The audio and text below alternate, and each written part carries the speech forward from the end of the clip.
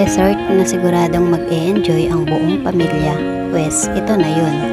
Tara, silipin natin ang Nahara Resort. Matatagpuan lamang ito sa Punta Dos, Tanza, Cavite.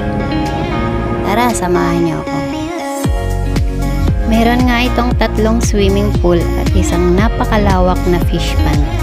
At ang entrance nga pala dito ay 200 pesos for adult at 100 pesos para sa kids. Kasama na po doon yung pag-fishing. Magdala na lang po kayo ng sarili nyong pamingwit.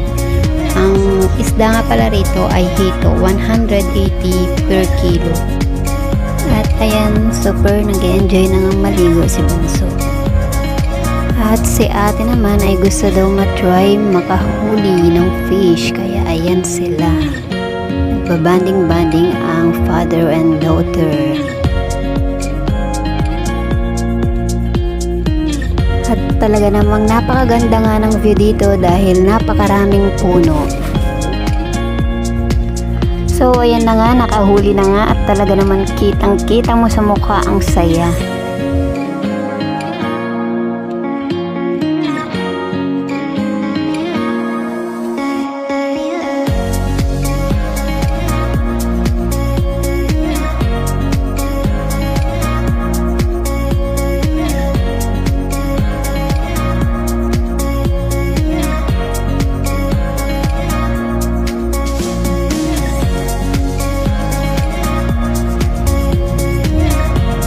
So ayan nga guys, hito yung aming nakuha at ang laki nito mahigit 1 kilo.